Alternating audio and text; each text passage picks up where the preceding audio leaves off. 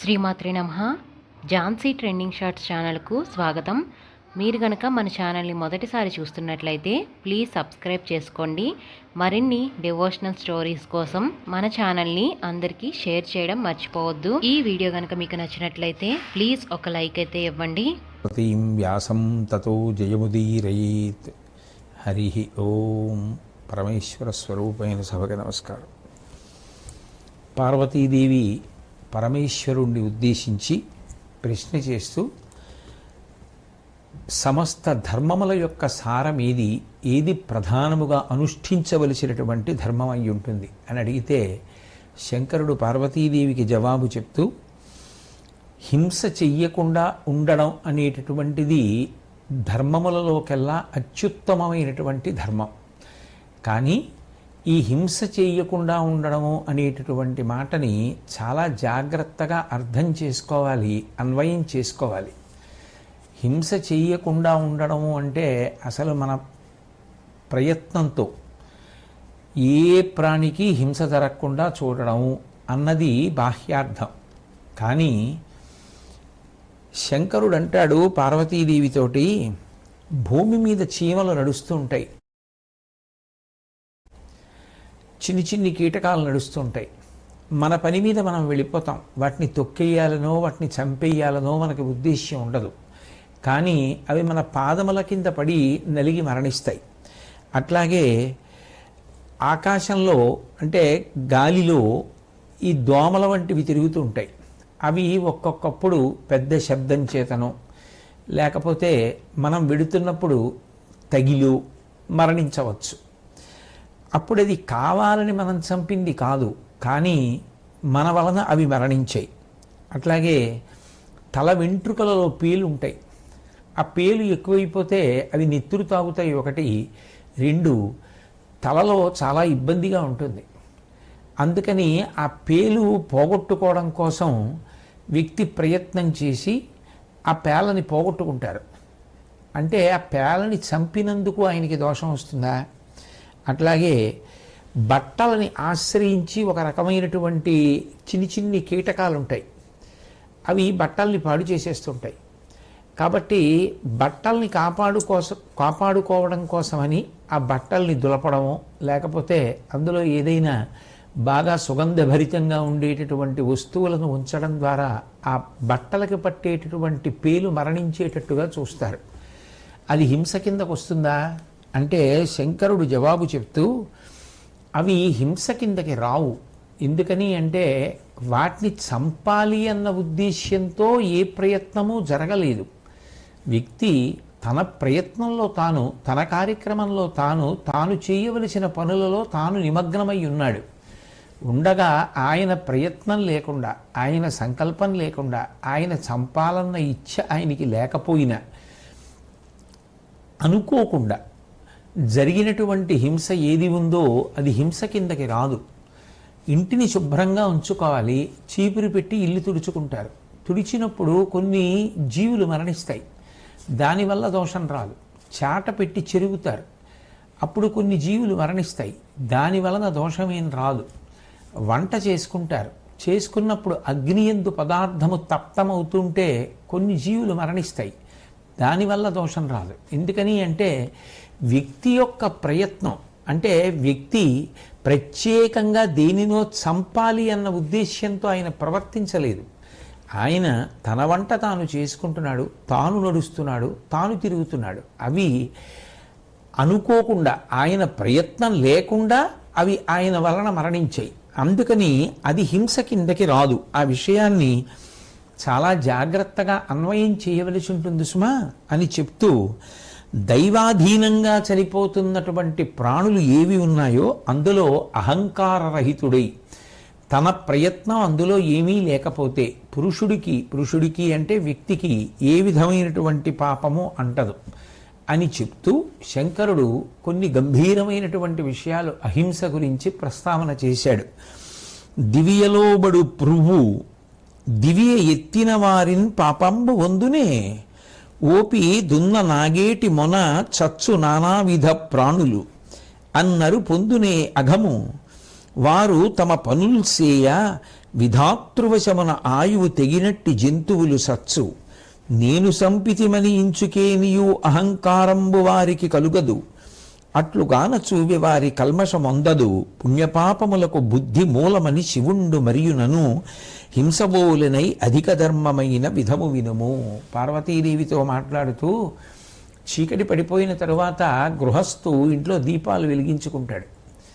దీపాలు వెలిగిస్తే ఆ దీపం ఏదో తినే పదార్థం అనుకుని ఈ రెక్కల పురుగులు వచ్చి ఆ దీపం మీద పడతాయి. పడినప్పుడు ఎన్నో దీపపు పురుగులు మరణిస్తుంటాయి. దీపపు పురుగుల్ని చంపుదామని దీపం పెట్టాడా, చీకటి పడిపోయింది కాబట్టి ఇంట్లో వెలుగు ఉండాలని దీపం పెట్టుకున్నాడా? ఇంట్లో వెలుగు కోసం దీపం పెట్టుకున్నాడు తప్ప దీపపు పురుగుల్ని చంపడం వ్యక్తి ఉద్దేశ్యం కాదు. అందుకని ఆ దీపము మీద పడి అన్ని పురుగులు మరణించినా దాని వలన దోషం ఆ దీపం పెట్టిన వారికి రాలేదు. అట్లాగే రైతు భూమి దున్ని పంట వేసి ఎందరికో అన్నాన్ని అందించడం కోసమని ప్రయత్నం చేస్తూ ఉంటాడు. ఆ నాగలి పట్టుకుని భూమిని దున్నుతున్నప్పుడు ఆ నాగేటి చాలు భూమి లోపలికి చొచ్చుకుపోయి ముందుకి కదిలినటువంటి కారణం చేత ఎన్నో ప్రాణులు మరణిస్తూ ఉంటాయి. అక్కడ వానపావులు ఉంటాయి, ఏవో కీటకాలు ఉంటాయి. ఇవన్నీ కూడా నాగేటి చాలు తగిలి మరణిస్తుంటాయి ఆ ఒరిపిడికి. అంత మాత్రం చేత అదంతా జీవహింసా దోషం కింద రైతుకు పడుతుందా? ఆయన వాటిని చంపడం కోసం పొలం దున్నలేదు, పంట పండించుకోవడం కోసం పొలం దున్నాడు. ఆయన ప్రయత్నంలో ఆయన ఉండగా ఆయనకి చంపాలన్న బుద్ధి లేకపోయినా వాటి ఆయుర్దాయం అయిపోయి అవి మరణించడానికి అది కారణమైంది. అందులో వ్యక్తి ప్రమేయం లేదు. కాబట్టి వ్యక్తి హింస చేసినట్టు శాస్త్రమునందు స్వీకరించరు పార్వతి. వేరొక విషయం ప్రధానమైనది గుర్తుపెట్టుకోవలసినది ఏది అంటే పుణ్యపాపములకు బుద్ధి మూలమని శివుండు. ఎప్పుడైనా సరే ఒక ప్రాణి మరణించింది అంటే అట్లా చంపాలన్న బుద్ధి ఈయనకి ఏమైనా ఉందా అన్నది చూస్తారు తప్ప ఆయన ఏం చంపాలనుకోలేదు. ఆయన భూమి దున్నుతుంటే చనిపోతే, దీపం పెడితే చనిపోతే, ఇల్లు తుడుచుకుంటే చనిపోతే, వంట చేసుకుంటూ ఉంటే చనిపోతే ఆయన ఏం చేస్తాడు? అది విధివశం చేత వాటికి ఆయువు తీరిపోయిన కారణం చేత మరణించాయి అని భావన చేస్తారు తప్ప దాని వలన హింసాదోషము వ్యక్తికి అంటదు అని చెప్తూ, దానికోసమని చెప్పి మనిషి నేను హింస చేశాను అని చెప్పి బెంగ పెట్టుకోవలసినటువంటి అవసరం ఉండదు సుమా పార్వతి అని శంకరుడు పార్వతీదేవికి చెప్పాడు. తర్వాత పార్వతీదేవి వేరొక గంభీరమైన ప్రశ్న వేసింది. ఇవన్నీ నేను మళ్ళీ చెప్తున్నాను, ఆ తల్లి తెలియక అడుగుతున్నవి కావు, ఆవిడ సర్వజ్ఞ. మనకి చెప్పించడం కోసం, మనకి ప్రామాణికంగా విషయం మీద పరిజ్ఞానాన్ని కల్పించడం కోసం ఆ తల్లి శంకరుణ్ణి పరిప్రశ్న చేసి శంకరుడి జవాబులు లోకమునకు అందేటట్టు చేస్తోంది. కొంతమంది భూమి మీద శివ సిరి సంపదలతో తొలతూగుతుంటారు, గొప్ప ఐశ్వర్యం ఉంటుంది, ఎంతో సంతోషంగా ఉంటారు. మరికొందరు కష్టాలతోటి ధనం లేక బాధపడుతూ ఉంటారు. ఇట్లా ఎందుకు జరుగుతుంది? ఈశ్వరుడికి తనంత తానుగా పక్షపాతం ఉండదు, ఎవరిని బాధ పెట్టాలనేటటువంటి కోరిక ఉండదు, ప్రత్యేకంగా కొంతమందిని ఎవరినో సుఖపెట్టాలనేటటువంటి ఇచ్ఛ ఉండదు. అటువంటప్పుడు వృషద్విచిత్ర తల్పయోర్ భుజంగముక్తికస్రజో గరిష్టరత్నలుష్టయో సుహృద్విపక్షపక్షయో తృణారవింద చక్షుషో ప్రజామహీ మహేంద్రయో సమప్రవర్తయన్మన కదా సదాశివం భజే అంటారు.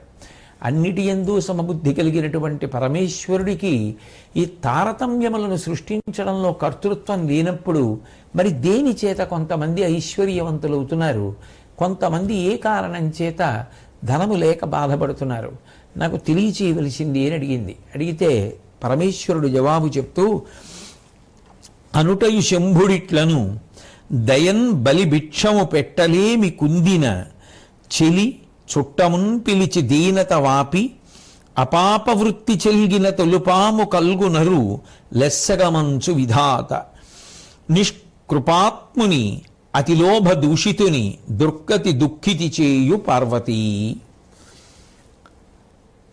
ఒక్కొక్క వ్యక్తికి కొంతమంది బంధువులు ఉంటారు, కొంతమంది స్నేహితులు ఉంటారు.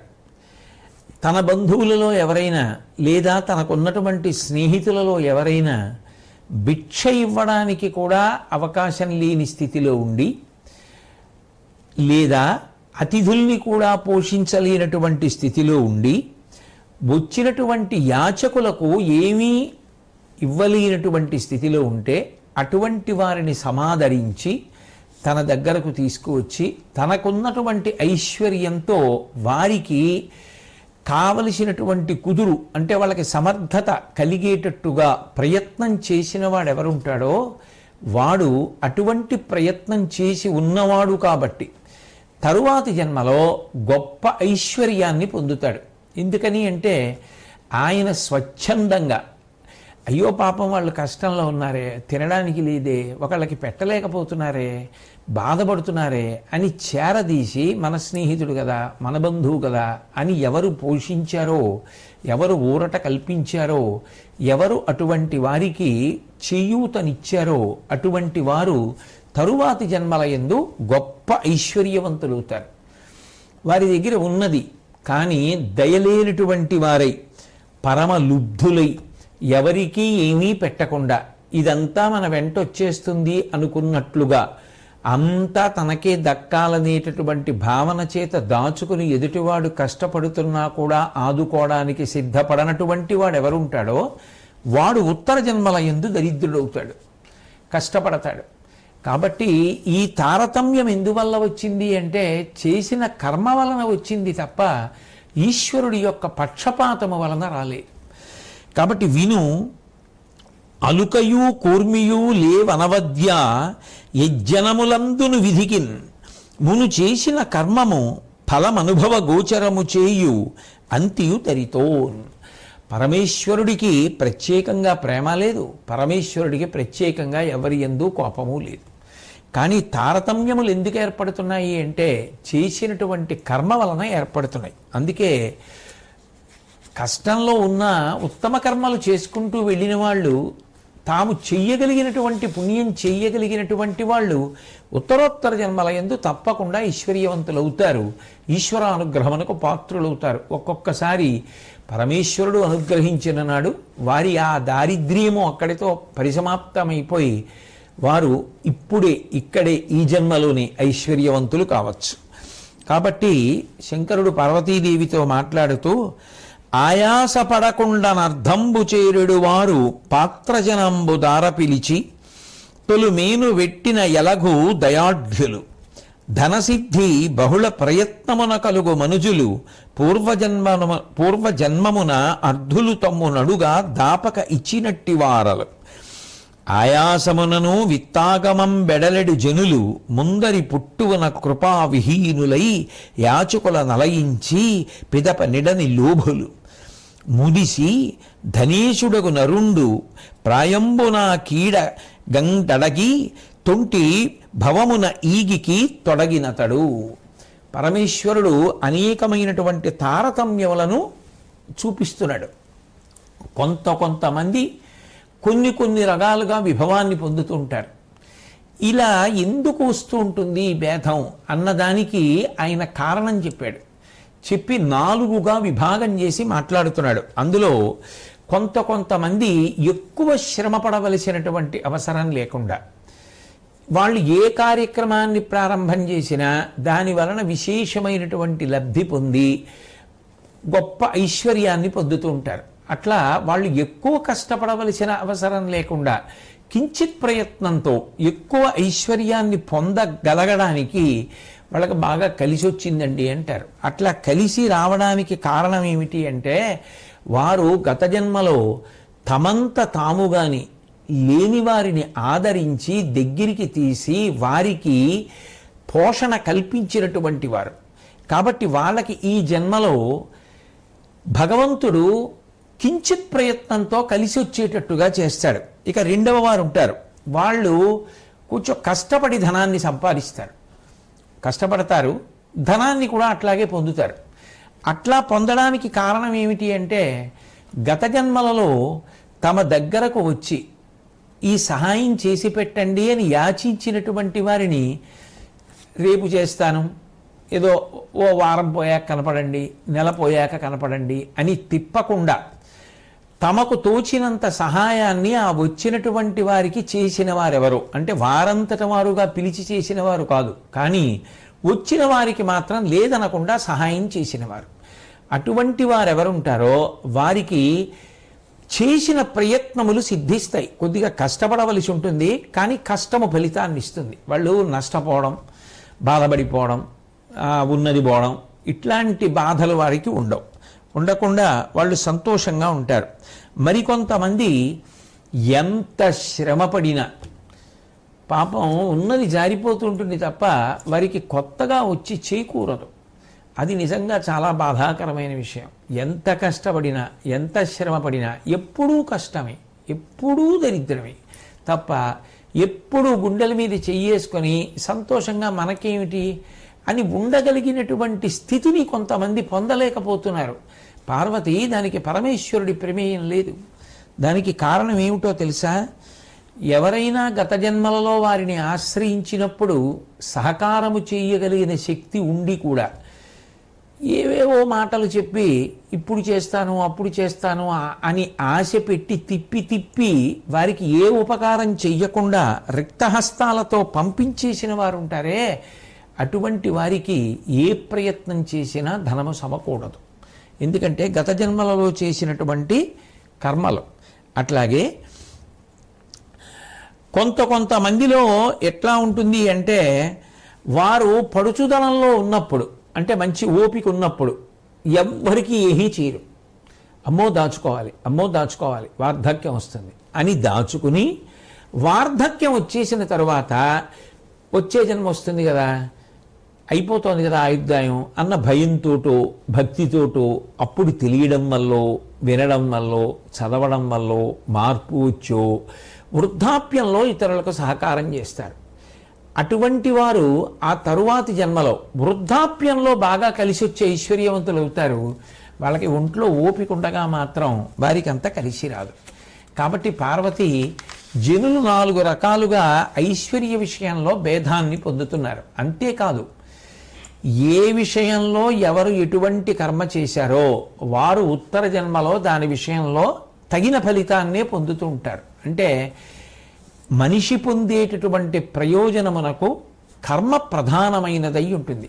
ఆ పైన భక్తి, ఆ పైన ఈశ్వరానుగ్రహము ఎప్పుడూ కాపాడుతుంటాయి.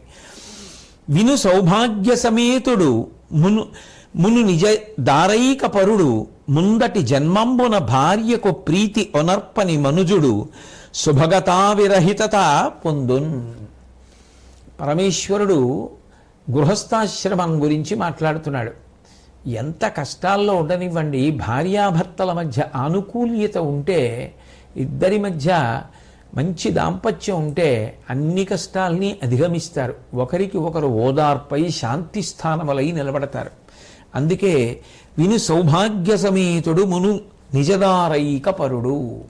క్రిందటి జన్మలో ఎవరు ఏకపత్నీ వ్రతుడై ఉంటాడో, తన భార్య యందు మాత్రమే తన కామమును ఉంచుకుంటాడో అటువంటి వ్యక్తి ఆ పైన వచ్చేటటువంటి జన్మలో అనుకూలవతి అయినటువంటి భార్యని, అందగత్తెని భార్యగా పొందుతాడు. ఇక్కడ ఒక విషయాన్ని జాగ్రత్తగా గమనించవలసి ఉంటుంది. అందగత్తెని భార్యగా పొందడము అనేటటువంటి మాట ఊళ్ళో అందరికీ అందంగా కనపడాలి అని కాదు సిద్ధాంతం.